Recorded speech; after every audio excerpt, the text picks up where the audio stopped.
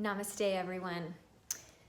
I wanted to hop on here today because we're at the end of summer and very close to the fall equinox. And sometimes at the end of summer, there can be a lot of extra energy in the body because we've had longer days and we've been doing a lot more in those extra hours in the day. So settling that energy can be difficult sometimes. And I want to just talk about what, can happen if we don't work with that energy in the body that gets so much, like too much for us to handle. And we get impatient. That is one of the things that when there's so much energy going on in the body, there's so much mind spin going on in the body, impatience and impulsive actions can start to happen. And those can lead to,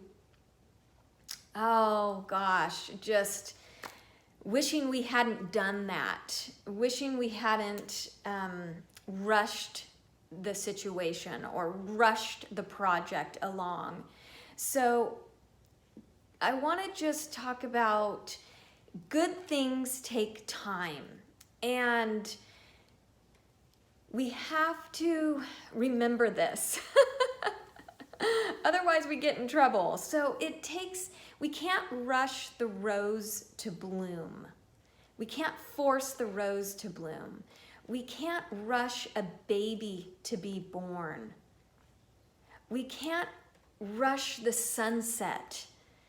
We can't rush the sunrise. And, the human nature sometimes just wants to rush the process. And so many times we can get into a pickle and say, oh gosh, I wish I wouldn't have done that. I wish I would have waited. I wish I wouldn't have done that impulse purchase. And so we're trying to avoid that. That's what we're trying to do. So when we have this chaotic energy in the body, there's some things that we can do to work with it. And so we really have to ground it. One of my practices is to do yoga, because all the twisting and the stretching and the breathing helps to send all that energy, at least move it into the body, and I can feel embodied and in my body again. And I'm not just stuck up in the spin of the thoughts and the spin of the mind. So yoga can really help because the hands and the feet are on the ground through the practice so much, and you're feeling into different areas of the body. So yoga is a great way to balance that energy. Going on a nature walk is really wonderful, but I will say that I've been on many nature walks, and sometimes the nature walk, if I go on a nature walk with a friend, it's full of talking and not enough connecting to nature. So you really, when you take that nature walk, it's so important, whether you're with a friend or not, to intentionally connect to nature, to feel your feet, to let your eyes see and behold the nature beauty, to listen to the sounds of the nature, to let that really come into your body so that your body can be a part of nature, and you can feel the sequence of nature, the unfolding of nature, the flow of nature, and connect to that in your body. So again, we can't force the rose to bloom. There's a timing in that. And so we want to sync ourselves up to that timing.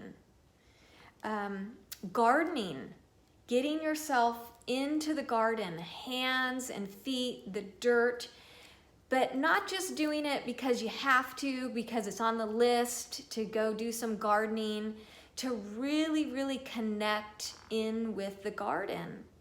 And again, seeing that a beautiful garden, a beautiful harvest, it takes time, over time. You can't pick the lemon. I have a lemon tree, the lemons are starting to turn yellow. Well, I don't want to pick the lemon right now. I need to wait until the lemon becomes yellow, becomes a little soft, gets heavy in the juice. So I have to, hold myself back. And another thing you can do to ground this energy of impatience is to hug a tree. That old saying, go hug a tree. Get that bark, on your body, on your heart. Stay there for 20 seconds, hugging the tree. You will instantly have a shift in your energy. Walking barefoot helps to calm that chaotic energy. The last thing that is really wonderful to do is just to notice and soak up the sweet moments in the day. So today I was having a sweet moment outside, just sitting and having coffee and gazing up at the tree line, listening to the birds and looking at the sky and just really feeling the sun. I was sitting in a spot where the sun was slowly starting to shade my body. And I could feel the wind hitting my body and just watching the shade start to come over my body. And the last thing to shade was my legs. I had my legs stretched out, my coffee on my lap and in my hands, and just really soaking up that sweet moment is really important to do, because if we miss those, we're really rushing, we're missing out on life's sweetness, life's nectar. And life has a lot of nectar for us, but in the rushing, in the forcing, in the impatience, we're going to miss a lot of beauty. So the universe takes time. I know you're working in your life and you want things to happen in your life, but the universe takes time. Trust that things will come to you when they're supposed to. They will. They will come. They will show up when they're supposed to. I'm going to leave you with one last quote that's one of my favorites from Gandhi. And he said, there's a force in the universe, and if you allow it, keyword you, because we can get in our own way. If you allow it, it will produce miraculous results. So in a way, when you're working with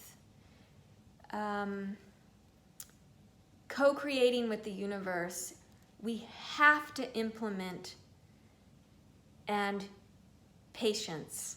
And in that patience, you're connecting to the universe. Namaste, everyone. Trust in the universe. It will bring you miraculous results.